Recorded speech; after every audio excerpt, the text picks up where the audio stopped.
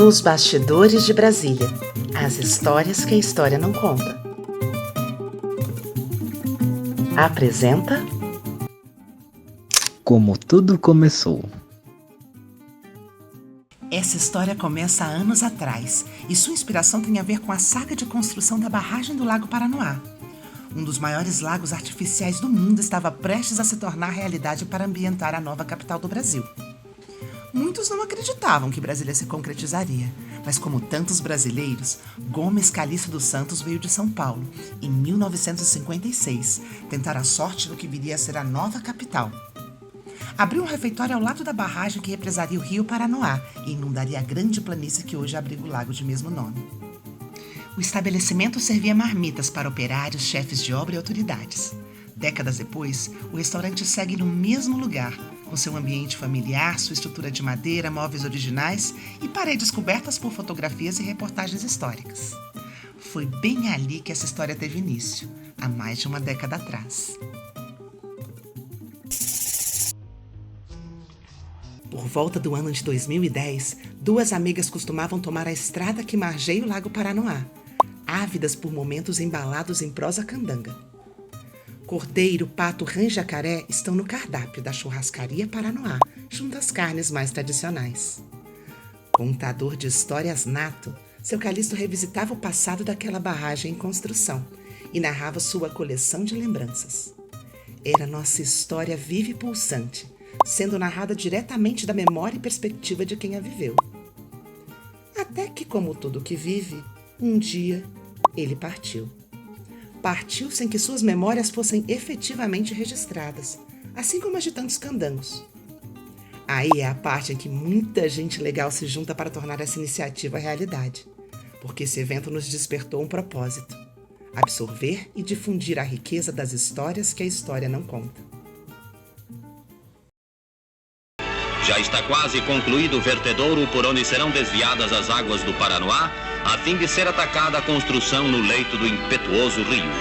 O lago que se formará nesta região terá o comprimento de mais de 45 quilômetros, medindo em sua parte mais larga cerca de 5 quilômetros. A profundidade em alguns pontos será de 30 metros e a linha d'água atingirá a cota 1000. A Brasília pré-histórica não foi vazia e desabitada. O território onde a capital do país foi erguida foi palco de tantos acontecimentos que chega a ser injusto dizer que antes de Brasília nada havia por aqui. As áreas de afloramento calcário que deram nome a Fercal ajudaram a conservar vestígios da vida que existiu por aqui. Até tigres dentes de sabre, como o personagem Diego, de A Era do Gelo, já teriam perambulado por essas bandas. Essa região é o oásis de uma fauna diversificada. Atualmente, possui sítios paleontológicos que guardam testemunhos da vida de milhões de anos atrás. Há registros da existência das sociedades brasilienses pré-históricas cravados em pedra e enterrados no chão, como a arte rupestre em Formosa e os artefatos humanos escavados em Taguatinga. Nossa região é habitada há pelo menos 10 mil anos. Ela foi habitada por povos indígenas de diferentes etnias, e com a chegada dos bandeirantes, estes foram rapidamente dizimados. A busca por jazidas de esmeralda e ouro justificaram a existência dos conquistadores em subjugar e eliminar os povos originários do centro do país. A mineração e os territórios pioneiros antes da nova capital. No século XVIII, no Distrito Federal e arredores, várias pessoas passaram por lá, e aos pouquinhos eles foram compondo o novo povo serratense. Entre eles, tinham tropeiros, fazendeiros, comerciantes, entre outros. A mineração atraiu o fluxo de pessoas que formaram os principais núcleos populacionais da época, como o Arraial de Santa Luzia, hoje município de Lusiânia. Outros locais especializaram-se no comércio e no pouso dos tropeiros, como o Arraial de Couros, hoje Formosa. Cidades históricas goianas, como Pirinópolis e a cidade do Goiás, também surgiram nesse período e eram os principais destinos no interior goiano.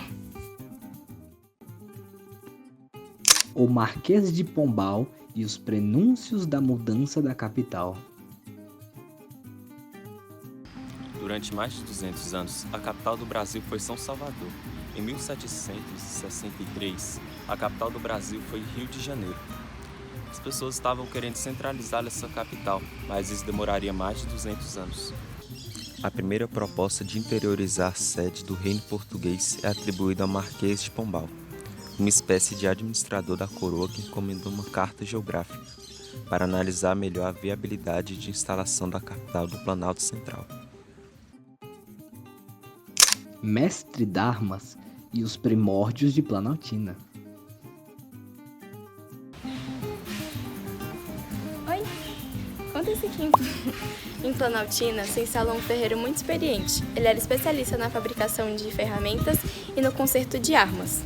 Quando as pessoas passavam por ali, não existiam muitas placas, muito menos GPS para que elas pudessem se localizar. E sua casa era usada como um ponto de referência. Muitas pessoas acreditam e afirmam que esse foi o momento específico da fundação de Planaltina, que foi somente considerada um município 2 anos depois e apenas em 1917 foi chamada oficialmente de Planaltina. Houve muitas anexações e desanexações dos arraiais à sua volta, mas em 1859 foi elevada à condição de distrito do município de Formosa. Igrejinha de São Sebastião. A igrejinha São Sebastião foi construída em pagamento a uma promessa a São Sebastião por conta de uma epidemia por volta de 1810. Esses não eram tempos fáceis, e uma endemia de malária e febre amarela assolou a população da região. Em busca de uma cura, parte das terras da Fazenda Sobradinho foi doada para a Diocese de Goiás, em promessa a São Sebastião. Em 1810, foi construída uma capela de taipa, posteriormente reformada. A igrejinha de São Sebastião ainda hoje faz parte dos cenários do setor tradicional de Planaltina. Planaltina não surgiu com a febre do ouro como as outras cidades antigas da região, e sim com a febre da fé. A instalação de um templo católico tinha também motivações políticas, econômicas e sociais, pois a igreja nesse tempo pertencia ao Estado e o padre era como uma espécie de funcionário público. Esta foi uma prática comum no Brasil desses tempos para atrair a ação do Estado, conhecida como Patrimônio do Santo. Com o suporte e o reconhecimento do Estado, começa a se conformar o Arraial de São Sebastião de Mestre d'Armas. Alugavam-se terrenos para pequenos negócios ao redor da igrejinha, especialmente durante as festas religiosas. Aos poucos, as pessoas construíram suas casas na vila, mas a maioria permaneceu em suas rotinas rurais na fazenda. Não era assim, a igreja antigamente era de taipa e coberta de palha, certo? Passaram-se os tempos, a população foi crescendo, então eles resolveram derrubar a igrejinha de taipa e construir essa. Mas qual que eles construíram? Primeiro eles construíram essa parte ali, ó. Essa parte de cá, onde estão as janelas, certo? Porque era pouca gente, então a igreja resumia-se nisso. Posteriormente, a população foi crescendo, eles acrescentaram aquela outra parte, para vocês verem que são coisas distintas, dá para notar, né? Que é distinta, certo? Ela não foi construída ao todo desse jeito, certo? Ela foi construída primeiro essa parte e depois construída a outra parte, certo? Então, ela foi construída no sistema de mutirão. O que é o sistema de mutirão? Reúne as pessoas e para realizar o serviço, certo? Não paga, não recebe paga, entendeu? Foi a população de Planaltina que se reuniu a construir essa igreja. Porque ele não morava aí. Ele vinha pousar 2 ou 3 dias, entendeu? Para vender ou para comprar alguma coisa para a fazenda, como arame, farpado para fazer seca, ferramentas, né? Machado, enxada, facão, para utilizar na fazenda. Certo? Era chamada casa de pouso, porque ele não morava aí.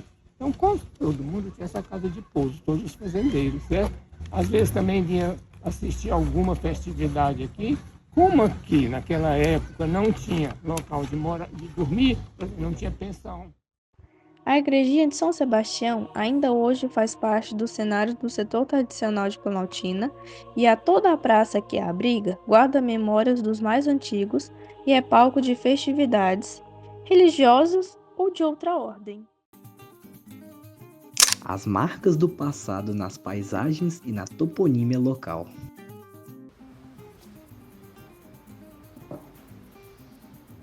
O termo toponímia vem do grego, onde topos é lugar e onomos é nome. O caso de Sobradinho, por exemplo, no caso da região administrativa Sobradinho. Existem diferentes versões para ter esse nome, sendo a mais lendária delas a história de um cruzeiro de madeira onde foram construídas duas casinhas de João de Barro, uma sobre a outra, com um pequeno sobradinho rústico. Outra versão da história diz que havia um sobrado próximo a um posto de contagem e registro da coroa portuguesa instalado para conter o trânsito ilegal de minérios.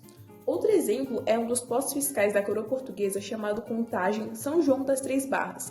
Tem localização em algum ponto do que conhecemos atualmente no DF como Chapada da Contagem, especialmente visível a partir de Sobradinho. Os minérios extraídos da região onde hoje se localiza o DF eram escoados para a coroa portuguesa e arrecadavam-se dízimos territoriais e impostos sobre as mercadorias ao longo dos caminhos. Dizem que a abertura de estradas alternativas sem autorização da coroa portuguesa eram penalizados até com pena de morte. A região da Lagoa Bonita foi ocupada pela família de sobrenome Gomes Rabelo. Essas antigas terras eram chamadas de Fazendas Sobradinhos, que se estendia até o sítio Mestre Darmas. Na Fercal, há uma antiga fazenda chamada Santa Cruz do Urbano, próximo aos povoados de Córrego do Ouro. Urbano Couto Menezes foi um viajante que em 1750 divulgou a presença de minas de ouro na porção norte do Distrito Federal, despertando uma caça ao tesouro na região. Toponímia é o estudo dos nomes dos lugares e tem forte ligação na geografia e na história. As prováveis toponímias da Fercal. Eu lembro de uma senhora que, naquele tempo que a pessoa tivesse uma doença, não pode, eles separaram da casa. Eles pegaram, tinha uma senhora que adoeceu, ela caiu, o corpo, a pele. Aí eles pegaram e fizeram um rancho para ela, nós levamos então um lugar ali para cada da grota. Passava uma grota, tinha água, a gente usa a água do copinho, né? Aí minha mãe ia trabalhar, mas meu pai na roça e deixava eu e a outra irmã, e outra irmã que era pequena. Agora eu tinha mais ou menos 8 anos, mais ou menos, eu lembro. E essa mulher gritava, tadinha, lá nesse ranchinho. De dor? Dor e fome, fez. E ela falava, ô gente, pelo amor de Deus, deixa eu morrer de fome, mas de sede não. Eles usavam umas cabacinhas, só sei o que é cabaça? Sim. Eu ia lá pegar umas cabacinhas dela, despejava água no corpo dela. Ô minha filha, vai embora, pelo amor de Deus. Se sua mãe vê você aqui, ela te mata por uma pizza. Eu falei, cala a boca mesmo, fica calada. Eu ia pra lá, encher a cabeça e botava aqui ao redor dela. Minha mãe deixava os pratinhos de comida, não tinha negócio de bolo, essas coisas. O lanche era comida. Comida. Fazia o almoço e botava os pratinhos no campo de fogão, fazia lanchar. Aí eu pegava o meu e levava pra ela, dava na boca dela. Aí ficava da minha irmã, aí minha mãe não chegava da roça. Comeu, mas eu comi, mãe. Aí a minha irmã tinha ali e eu não vi ela comer, não. Eu falei, eu não vou comer na sua frente. E a senhora dava comida para a dona Amélia? Dava. Pois ela ficou boa, ainda veio aqui me cumprimentar, minha graça. Graças a Deus. Será a dona Badia que queimaram as coisas dela? Porque se teve esse caso da dona Amélia, a dona Amélia estava reservada, a minha, né? Ela não vestiu nem roupa mais. Buscou ela. Então, aí por isso que talvez a gente tenha essa história do queima na escola. Porque como o doutor levou... Que foi a história que você escutou na escola, né? Comissão Cruz. Somente em 1889 o país se tornou uma república e logo promulgou uma nova Constituição Federal, na qual se previa desta vez oficialmente a interiorização da capital federal. Em 1892, Luiz Cruz chefiou uma expedição do Planalto Central, composta por 22 pesquisadores, a trabalho de uma missão chamada Missão Cruz, para criar o quadrilátero de 14.442 km², que hoje é o Distrito Federal. As andanças dessa expedição pelos cerrados acabaram com a monotonia das antigas cidades do interior. Como resultado de 2 viagens exploratórias, foram produzidos relatórios com detalhamento das condições geográficas, morfológicas, climáticas e topográficas do sítio escolhido. O retângulo cruz, demarcado entre os córregos Gama e Torto, passou a figurar nos mapas brasileiros publicados, mas somente após 3 décadas as ações relacionadas à transferência da capital foram retomadas.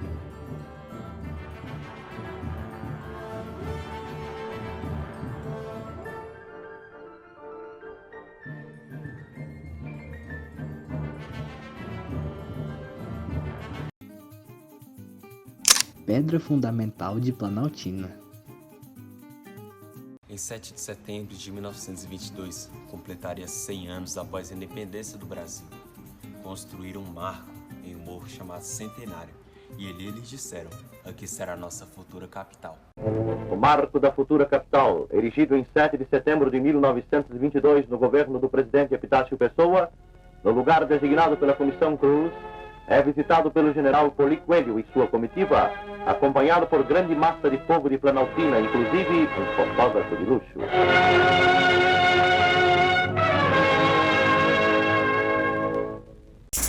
Na época não tinha transporte, né? Carros para levar a Planaltina não tinha, certo? Tanto é, se você ver a história, vieram carros para trazer a pedra fundamental e a comitiva, certo?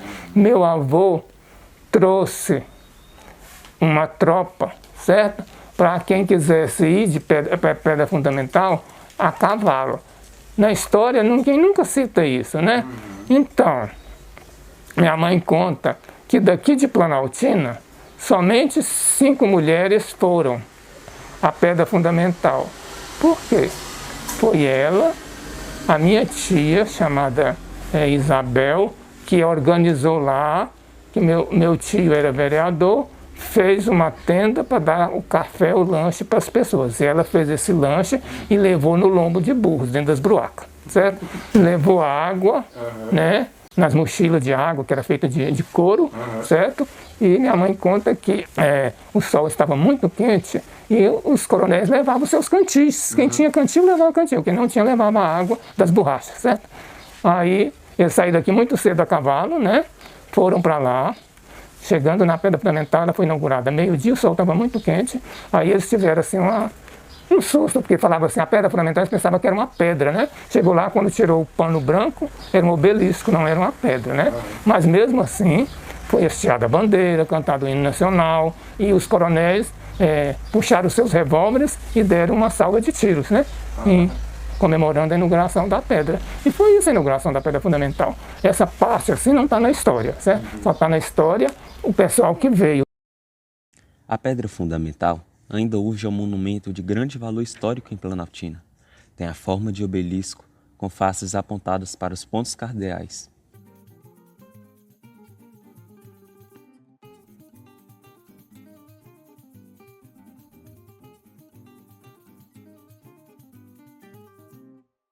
Aí eu perguntei à minha mãe assim, a senhora não assinou a ata?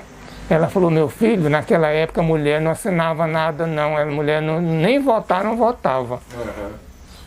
Diz que tinha 40 assinaturas nessa ata, né? Salviano Guimarães me contou. Só de homem, né? Só homem, né? Se por um lado a comunidade planaltinense se esforça pela revitalização da pedra fundamental em torno e busca meios legais para sua salvaguarda, por outro, não faltam relatos de vandalismo ao monumento histórico. Registrou-se que até mesmo tiros já foram disparados contra o obelisco e sua placa em 2021. Em 1982, o monumento foi tombado em âmbito distrital.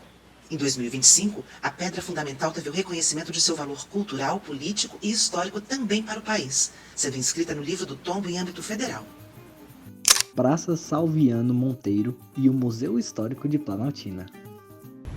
Hoje eu vou falar um pouco sobre o Museu Histórico de Planaltina, que antigamente era uma das casas mais confortáveis, que tinha água encanada, luz e telefone. Os primeiros moradores aqui foi o Salviano Guimarães, sua esposa Olívia e seus 8 filhos. Quando ele morreu, ele deu a casa para sua filha e antes dela morrer, ela deu a casa para o governo para se transformar em um museu em 1974. E na frente dela tem a Praça do Coronel Salviano Monteiro Guimarães, que é em homenagem a ele.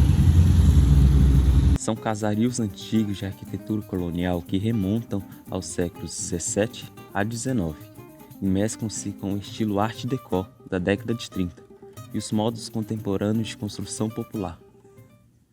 Então, a era colonial era uma era muito pomposa, de casas pomposas, com portais, portas, janelas, muito bem trabalhada. Quando Planaltina foi fundada, já estava no fim do colonial, certo? Então, foi chamado colonial pobre. Então, não tinha muito detalhe. Você vê que lá em casa não tem detalhe nenhum nas janelas, certo? As janelas foram pintadas com cor mais claras, entendeu? Porque estava no fim do colonial. Na época colonial eram cores mais vivas. Você vê que o azul tem um azul, inclusive chamado azul colonial, que é aquele ali, ó, certo? Aquele é o azul mais forte.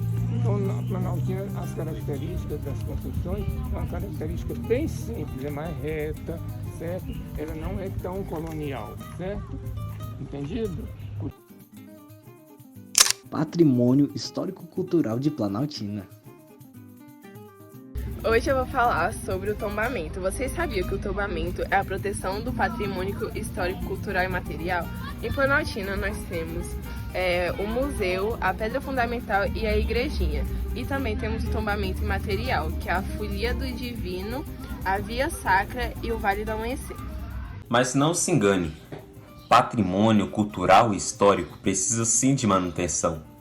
Ele não vai viver eternamente, portanto, precisa ser zelado, precisa ser protegido e precisa também ser bem cuidado. Em 2020, Planaltina perdeu uma construção histórica da arquitetura colonial, com idade estimada entre 120 e 140 anos, a Casa de Dona Negrinha, que fazia parte da área de tutela do tombamento do Museu Histórico e Artístico de Planaltina. Outras edificações históricas, como a igrejinha, onde tudo começou em Planaltina, vem acumulando rachaduras pela falta de manutenção periódica. A Casa do Artesão se mantém de pé por pura teimosia e a pedra fundamental até tiros já recebeu.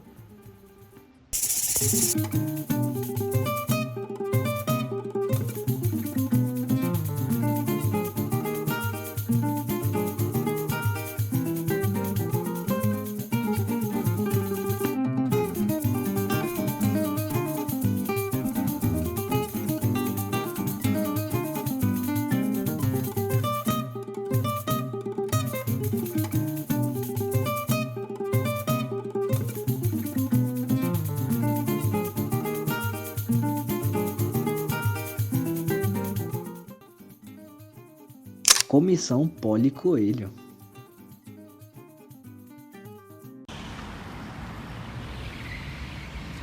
A transferência do Brasil Central sempre se manteve presente, seja na Constituição Federal, seja entre os mais animados em manter a ideia viva no imaginário popular.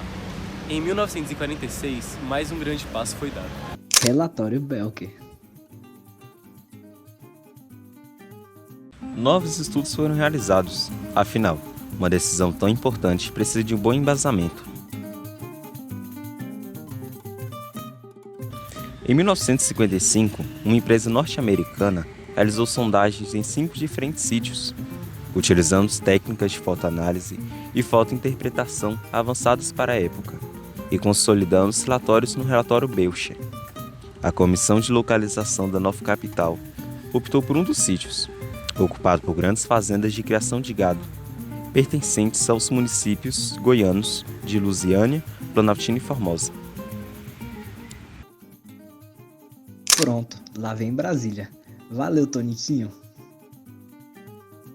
A promessa da fundação de Brasília foi uma decisão ambiciosa que vinha sendo adiada há séculos, mas ocorreu de supetão e de uma maneira inusitada quando um jornalista abordou o JK sobre o assunto em um comício de campanha. Valeu, Toniquinho! O desmembramento de Planaltina. As bases da nova capital não foram fincadas num sertão deserto e ermo. Inúmeros fazendeiros, donas de casa e alguns comerciantes, entre outros, já povoavam ali a terra do Planalto Central, antes mesmo da ousadia de Juscelino Kubitschek.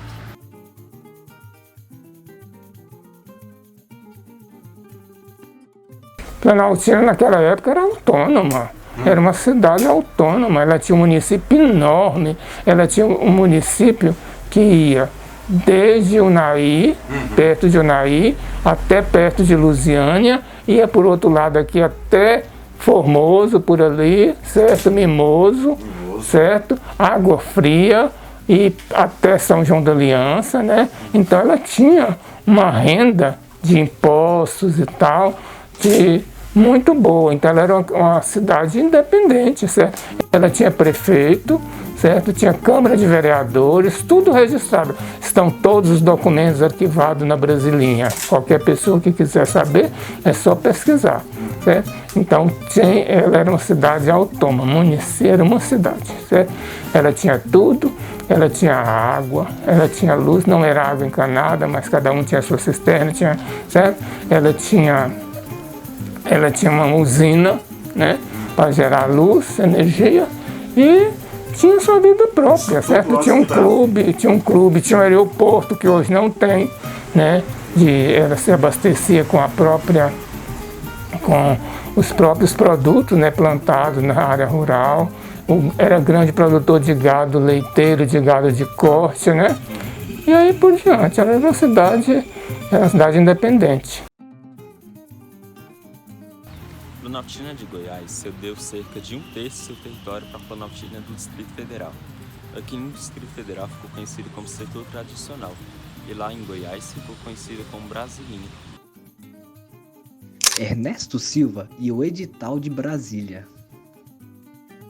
Brasília precisava de alguém para poder fazer alguma planta. Então Ernesto Silva acabou fundando um edital para poder vir novos arquitetos, desenhistas, para poder fazer a planta da cidade, poder fazer a estrutura, planejar a cidade de Brasília. Paranoá, o grande lago artificial. O Lago Paranoá é tão integrante da paisagem brasiliense que parece que sempre esteve ali.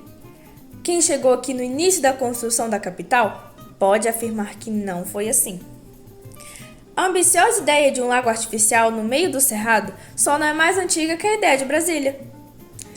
Na segunda expedição da Comissão Cruz, entre 1894 a 1895, o francês Auguste Glazo escreveu uma carta sobre isso. Entre dois grandes chapadões na localidade pelos nomes de Gama e Paranoá, existe imensa planície em parte sujeita a ser coberta pelas águas da estação chuvosa. É fácil compreender que, fechando essa brecha com uma obra de arte, forçosamente a água tornará o seu lugar primitivo e formará um lago navegável em todos os sentidos. Além de expressar sua surpresa e encantamento com a fauna, flora e formações rochosas que encontrou na região, Glazo defendeu a recriação do lago, que deve ter existido na região há milhões de anos. Atlântida Candanga, Vila Amauri e a formação de Sobradinho. Especialmente os candangos que trabalhavam nas obras da Esplanada dos Ministérios, construíram seus barracos no local onde ficaria o lago, primeiramente pela proximidade que facilitava sua rotina, mas também porque sabiam que a emergência da desocupação mobilizaria o governo a conceder moradias aos trabalhadores que não pretendiam deixar a capital após o desafio de edificar Brasília em tempo recorde. O fato é que a Vila Amauri chegou a ter uma população de cerca de 16 mil pessoas. Era tudo improvisado, mas lá tinha até roda gigante. Dali dava para ver o 28, que era como os operários chamavam as torres do Congresso Nacional, com seus 28 andares.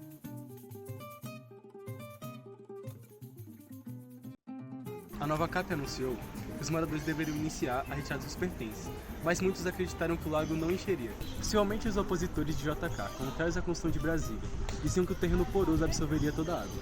Muitos moradores da Vila Amauri se recusavam a deixar o local, até que o nível da água invadisse suas casas.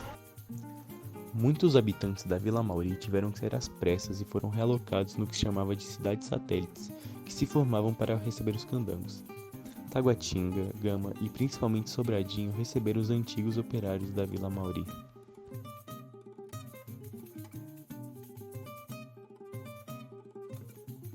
6 décadas depois, e o Lago Paranoá continua aqui, e a Vila Mauri debaixo dele. Alguns de seus moradores ainda estão vivos, que é para não deixar a história se perder de nossa memória. Os projetos do concurso para Brasília. De todo esse projeto de Brasília, antes havia apenas fazendas, pessoas espalhadas, poeira, e aí teve um concurso em 1956 de um projeto para ser Brasília. E daí teve 24 concorrentes e todos esses aqui foram projetos que foram enviados. O Sil Costa faltou o projeto número 22, que ele venceu o concurso. E até hoje conhecemos Brasília como isso aqui, que pode ser visto como uma cruz ou um avião. E hoje Brasília é isso. Mas que logo que eu pensei na capital, eu chamei o Niemeyer e disse a ele: você vai ficar encarregado, Niemeyer, de traçar o plano arquitetônico da capital. O plano urbanístico, eu tinha necessidade de abrir um concurso. Quis até abrir um concurso internacional, mas aqui a Sociedade de Engenheiros, a Sociedade de Arquitetos fizeram um apelo, protestaram contra esta proposição minha, e eu então deliberei fazer um concurso só nacional, de artistas nacionais. E eles pediam um prazo de 6 meses. Eu dei um prazo apenas de 4 meses, porque realmente tinha pressa. E foi assim, o concurso nacional do Plano Piloto da nova capital do Brasil foi realizada, mesmo com todas as resistências políticas e as burocracias. As obras começaram antes de existir um plano urbanístico. Já havia a posição definida para a represa que formaria o Lago Paranoá. Alguns prédios, como o Palácio da Alvorada, o Brazilian Palace Hotel e o aeroporto, já estavam sendo construídos, e a sua posição também não poderia mudar. Os concorrentes receberam mapas com diferentes tipos de informação da região, onde seria construída a cidade. As regras do edital exigiam que os projetistas fossem engenheiros, arquitetos ou urbanistas habilitados. Cada um deveria entregar um plano piloto com as principais estruturas urbanas e um relatório justificativo do projeto. Brasília poderia ser bem diferente da cidade que conhecemos, mas todos os projetos tinham algo em comum: receber um abraço do Grande Lago. O 5º lugar no concurso foi para o projeto de Milton Giraldini. Havia uma zona central, composta destinada ao governo, cultura e comércio. Ao redor dessa zona, estariam posicionados 4 retângulos que abrigariam as superquadras. O júri destacou que o projeto tinha uma simplificação exagerada. A proposta de Vila Nova Artigas empatou com a anterior. Defendia que Brasília não deveria se transformar em um centro demográfico, comercial, industrial, cultural e turístico, como as outras capitais. A cidade seria dividida entre a população nuclear, composta por funcionários públicos, civis e militares, e a colateral, formada com uma população flutuante. O júri criticou a ausência de elementos importantes em uma cidade e considerou que as zonas uniformes e com má circulação. Também empatado em 5º lugar esteve o projeto de Henrique Mindlin e Giancarlo Palante. Imensas áreas verdes como traçado que acompanhava o contorno do Lago Paranoá. Note a presença de 2 eixos principais que se cruzavam em um centro comercial e recreativo e separavam as atividades administrativas da vida particular. O júri criticou a segregação por classe das moradias e a distância entre as embaixadas e os ministérios, colocados em extremidades distintas. Os irmãos Roberto projetaram 7 estruturas urbanas circulares, que poderiam se expandir em outras 7. Cada círculo era uma pequena cidade independente, como um núcleo que concentraria serviços, comércio e partes da administração federal. Para o júri, o projeto era prático e realista. No entanto, não tinha um caráter metropolitano. Não havia integração entre as partes. A ideia de Rino Levi apresentou conjuntos de superblocos com 300 metros de altura para 16 mil habitantes cada.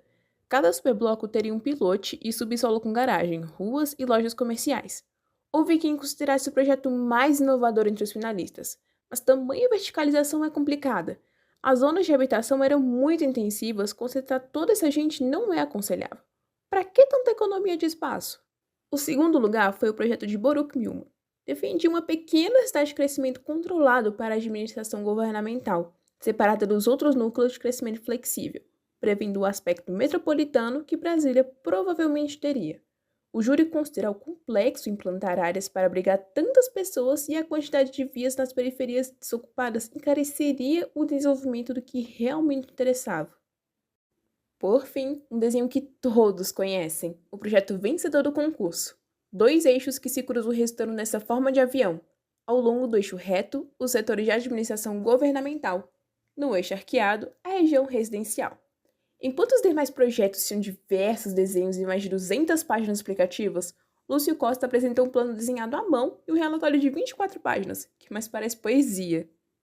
Esses traços viraram realidade em uma das cidades mais incríveis criadas pela humanidade. Antes mesmo de sua construção, o IBGE já lançou um mapa com Brasília plotada no coração do quadrilátero do DF. Chama-se Novo Distrito Federal e mudaria para sempre a configuração geográfica do Brasil Central.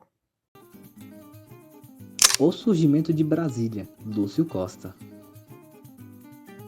O júri do Concurso Nacional do Plano Piloto da nova capital do Brasil deu vantagens aos projetos modernos que foram a maioria no concurso. O vencedor, Lúcio Costa, foi pessoalmente um dos responsáveis pela difusão de estilo modernista desde que foi diretor da Escola Nacional de Belas Artes no Rio de Janeiro. Mas teve em Brasília uma folha em branco para imprimir as mais novas concepções urbanísticas do seu tempo. O júri do concurso para o Plano Piloto de Brasília chegou a dizer que a obra Lúcio Costa é a maior concepção urbanística do século XX. Reconhecida pela Unesco como Patrimônio Cultural da Humanidade, Brasília tem como marca a valorização da visão do céu da cidade, sendo possível enxergar o horizonte em praticamente todos os pontos do plano piloto. A cidade ganhou o título de Capital da Esperança e se tornou um símbolo do processo de modernização no qual o país passava. O espaço Lúcio Costa faz parte do Centro Cultural de 3 Poderes, que expõe aspectos do projeto e uma grande maquete ilustrativa. Digam o que quiserem, Brasília é um milagre. Quando lá fui pela primeira vez, aquilo tudo era deserto a perder de vista. Havia apenas uma trilha vermelha e reta descendo do alto do Cruzeiro até o Alvorada, que começava a aflorar das fundações, perdido na distância. Apenas o cerrado, o céu imenso e uma ideia saída de minha cabeça. O céu continua, mas a ideia brotou do chão como por encanto e a cidade agora se espraia e adensa. Os arquitetos Lúcio Costa e Oscar Niemeyer. Ao primeiro, coube projetar e orientar as obras de urbanismo. Ao segundo, as obras de arquitetura. Os 2 técnicos e artistas, justamente admirados em todo o mundo, compõem com linhas, volumes, cores e espaços a Sinfonia de Brasília. Uma equipe dedica-se à arte de fazer cidades dentro de perfeitas soluções dos problemas urbanos.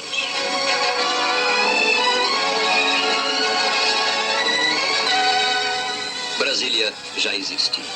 As famílias que para lá se deslocaram, hoje vivendo com simplicidade em um momento histórico, irão constituir amanhã a legião comovidamente lembrada dos pioneiros.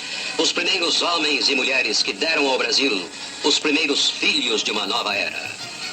Os grandes fluxos de candangos. A construção da cidade começou em tempo recorde. De diferentes cantos do país e do exterior vieram pessoas distintas a começar uma vida promissora na nova capital do proclamado País do Futuro. Eram eles os candangos. Museu Vivo da Memória Candanga. Você conhece o Museu Vivo da Memória Candanga? Nós também não conhecíamos, mas fomos até lá conferir e recomendamos essa viagem no tempo. O espaço é um sítio histórico e equipamento cultural localizado entre as regiões administrativas de Candangolândia e Núcleo Bandeirante, gerido pela Secretaria de Cultura do Distrito Federal. São casinhas de madeira, simples e coloridas, distribuídas em uma alameda repleta de cenários agradáveis, que reúnem histórias de gente que veio antes da gente, para o que desse e viesse. O conjunto de 23 edificações de madeira abrigaram o Hospital Juscelino Kubitschek de Oliveira, por muito tempo o único disponível no DF. O complexo tinha atendimento ambulatorial, fazia partos e cuidava dos operários acidentados nas construções, o que não era um evento raro. Quando o hospital de base foi inaugurado, em 1974, o Hospital JK se tornou obsoleto e encerrou suas atividades. Hoje vou mostrar para vocês o hospital que foi o primeiro de Brasília, construído em 5 meses e gerenciado por Ernesto Costa. Esses equipamentos podem parecer os mais arcaicos, mas na época foram os mais atualizados possíveis, pois como era o primeiro de Brasília, tinha que ocupar por muitas pessoas, tendo 50 leitos, na verdade, 50 leitos no momento, que tratou e teve aqui o nascimento e morte de muitos candangos. E é isso por hoje. E é isso. O governo do Distrito Federal tombou e restaurou esse conjunto de casas. Em 1990, o local foi reaberto como museu. Ele é chamado de Museu Vivo porque é dinâmico e variado em suas atividades. Tem exposições permanentes temporárias, tem oficinas de artesanato e arte popular, e difunde os saberes e modos de vida de quem se encontrou para fazer realidade a construção de Brasília. Então, num dos voos do JK, ele conheceu Mário Fontinelli, se eu não me engano, deu uma câmera para ele, e ele que tirou cerca de 70% das fotos da construção. Aqui embaixo é onde está a Vila Mauri, que é, né, as pessoas que foram para Sobradinho, dentre outros lugares, vieram principalmente da Vila Mauri, que está lá embaixo, submersa. Submersa assim, né? O que respeita.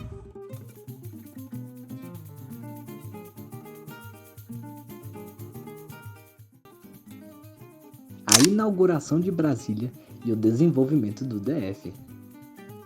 O governo brasileiro administrava a obra mais ambiciosa de toda a sua história, ao mesmo tempo em que tentava responder às novas configurações espaciais que se formavam, quase que espontaneamente, transferindo a população que crescia todos os dias para fora dos limites da Bacia do Paranoá. O modo de vida candango.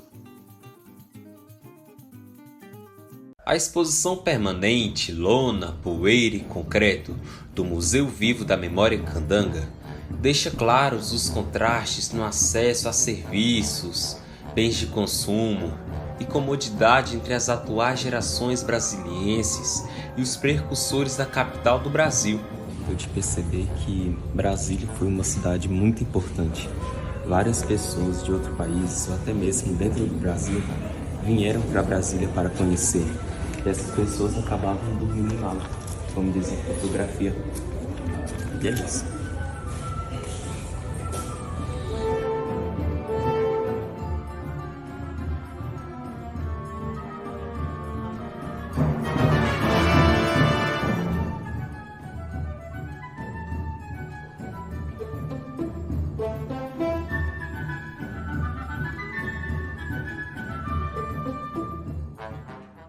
A parte que mais nos chamou a atenção foi a dos trabalhadores, como eles trabalhavam, como se alimentavam, a rotina deles do dia a dia, como era o trabalho pesado.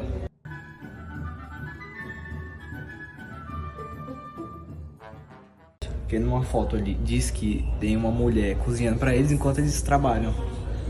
Certamente é o horário de almoço deles. Mostra lá, chama a gente. Vamos lá.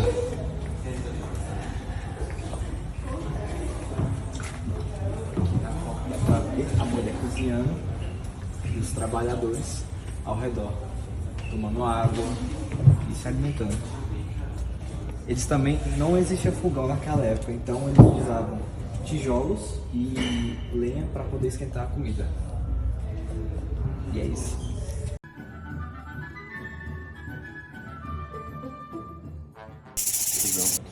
Mas me chamou a atenção dele é que o fogão hoje tem muita diferença. Como ele disse 50 anos atrás, o mundo hoje atualmente, que hoje existe cooking top.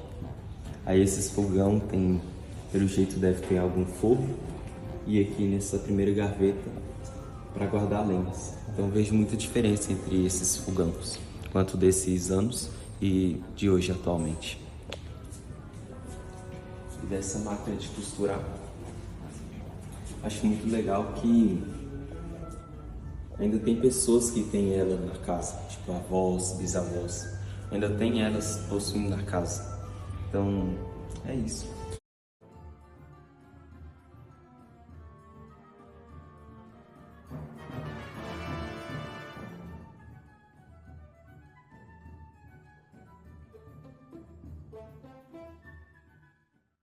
Em 50 anos, a tecnologia evoluiu muito, certo? Então, antigamente, quem tinha televisão de tubo ou toca-disco, não era todo mundo que tinha, claramente, porque eram materiais caros, certamente, e eles evoluíram muito em 50 anos. A TV de tubo, por exemplo, só tinha 2 botões, hoje em dia tem vários. Você tem um controle remoto. A TV de tubo é uma tubo assim, de tela plana, com várias polegadas, até 60, 70 por aí. E o toca-disco, antigamente, você precisava de um disco de vinil para conseguir tocar a música. Hoje em dia não, você tem o seu celular, a qualquer hora, a qualquer lugar, você pode ouvir música quando e onde quiser. O pão fresco é feito antes mesmo que se faça a padaria.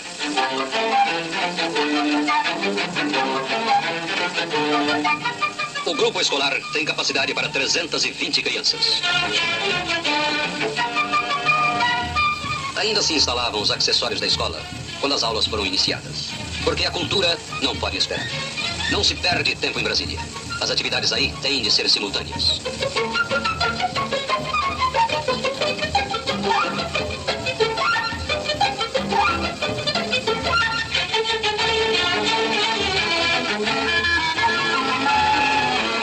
Um robusto brasiliano inaugurou a maternidade. O trabalho desconhece a noite.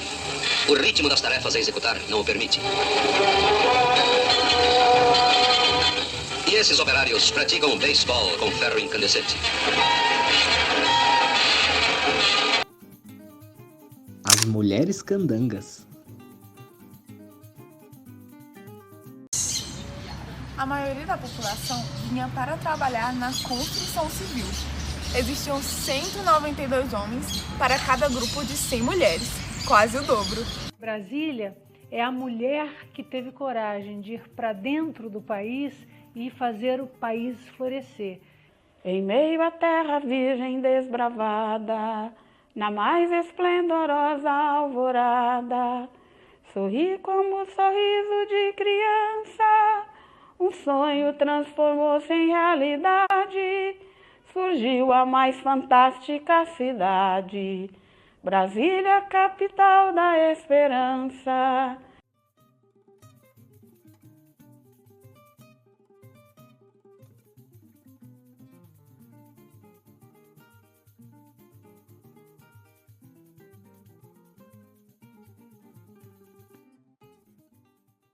Mercedes Parada é um exemplo de invisibilidade do mérito feminino nos tempos iniciais de Brasília. Ela veio de Goiânia em 1956, com seu marido Jofre Parada, um dos mais importantes engenheiros da construção da capital. Ele fez os cálculos geodésicos e os topográficos que definiram o lugar exato onde o plano piloto seria construído, quando o DF era apenas um retângulo demarcado por 2 linhas secas e 2 rios.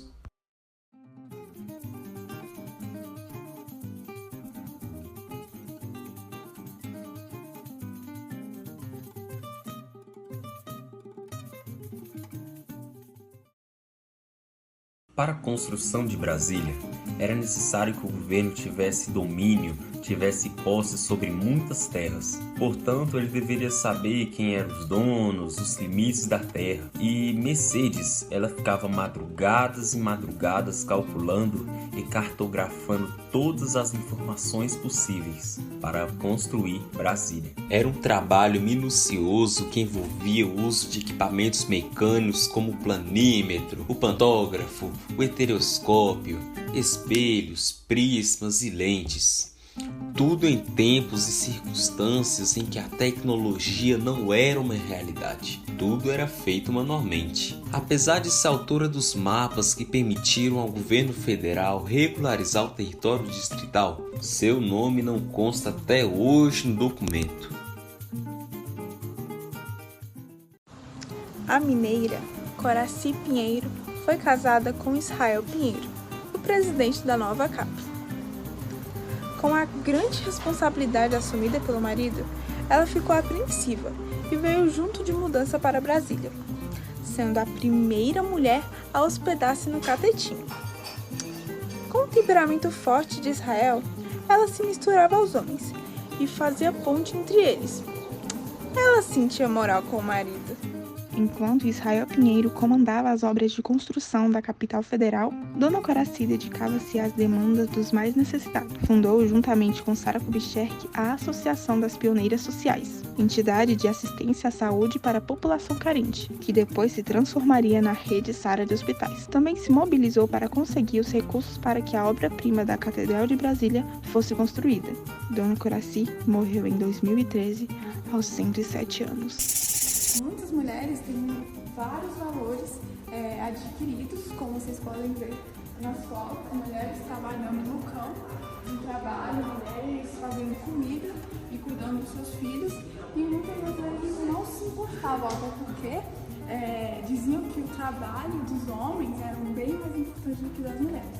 E vocês podem ver aqui, elas estudando, elas sendo telefonistas, que era um trabalho naquela época, e até mesmo médicas, enfermeiras. Então elas não tinham muito valor, até porque essas mulheres eles não colocavam nenhum nome. E a única mulher que não sabe o nome foi essa, que é Elide. É o nome dela. A única mulher que eles identificaram com o nome dela. De uns tempos pra cá, há esforços para resgatar as memórias femininas na história de Brasília. O livro e o documentário Poeira e Batom trazem relatos de 50 mulheres que participaram da construção da capital. São fáceis de encontrar e vale a pena conhecer. O Fundo de Apoio à Cultura do Distrito Federal. O Fundo de Apoio à Cultura é o principal instrumento de fomento às atividades artísticas e culturais da Secretaria de Cultura do Distrito Federal. Foram os recursos do FAC que tornaram possível a realização do nosso projeto. O FAC vem se aperfeiçoando ao longo dos últimos anos e tornando realidade iniciativas como esta, assim como em várias linhas de ação na cultura e nas artes. Nos bastidores de Brasília, As Histórias que a História Não Conta teve sua edição piloto realizada nos anos letivos de 2022 e 2023. O projeto foi realizado no norte e no nordeste do Distrito Federal, que contempla Sobradinho, Planaltina e Fercal. Esses lugares têm algo em comum. Fizeram parte do grande e antigo município goiano de Planaltina. Hoje, Planaltina, Sobradinho e Fercal são regiões administrativas, e cada uma delas é o cenário de histórias de vidas de pessoas reais que se misturam às histórias desses territórios, tudo junto e misturado. É justo que vivemos e construímos histórias aqui também, pois nós habitamos aqui, né? E que a história também, ela nunca tem um fim. A história é dia após dia. Espera-se que essa primeira aplicação do projeto nos bastidores de Brasília traga recursos para a consolidação de uma metodologia mais eficiente e afetiva, para que possa ser aplicada em outros territórios pioneiros do DF. Nosso projeto conecta a juventude às reminiscências dos que vieram antes de nós e celebra as memórias orais e identidades do Distrito Federal. Tudo isso nos pertence. Valeu, FAC. Vida longa ao FAC. Obrigada pela oportunidade. Viva o FAC! Um viva para o patrimônio histórico cultural. Valeu, FAC. Obrigada, FAC. Em forma de uma despedida, até logo e já já estaremos todos juntinhos.